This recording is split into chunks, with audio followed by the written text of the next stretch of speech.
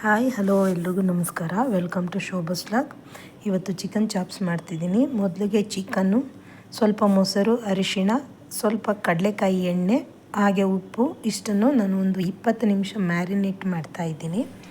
ಅದಾದ ನಂತರ ಒಂದು ಬಾಣಲಿಗೆ ಎಣ್ಣೆ ಹಾಕ್ಕೊಂಡು ಶುಂಠಿ, ಬೆಳ್ಳುಳ್ಳಿ, ಚಕ್ಕೆ, ಲವಂಗ, ಸ್ವಲ್ಪ ಧನಿಯಾ, ಹಾಗೆ ಒಂದು 2 ಈರುಳ್ಳಿ, ಸ್ವಲ್ಪ ಮೆಣಸು ಹುರ್ಕೊಬೇಕು. ಮತ್ತು ಸ್ವಲ್ಪ ಜೀರಿಗೆನೂ ಕೂಡ ಹಾಕ್ಕೊತಿದ್ದೀನಿ. ಅದು ಕೂಡ ಚೆನ್ನಾಗಿ ಫ್ರೈ ಮಾಡ್ಕೊಬೇಕು. ಹಸಿರು ಮೆಣಸಿನ್ಕಾಯಿ ಹಾಕಬೇಕು. ಅದನ್ನು ಕೂಡ ಚೆನ್ನಾಗಿ ಫ್ರೈ ಮಾಡಿಕೊಂಡು ನಂತರ ಸ್ವಲ್ಪ ಕಡಲೆ, ಹಾಗೆ ಗಸಗಸೆ, ಕೊತ್ತಂಬರಿ ಸೊಪ್ಪು, ಪುದೀನ, ಸ್ವಲ್ಪ ಮೆಂತ್ಯ ಸೊಪ್ಪನ್ನು ಕೂಡ ಫ್ರೈ ಮಾಡ್ಕೊಬೇಕು.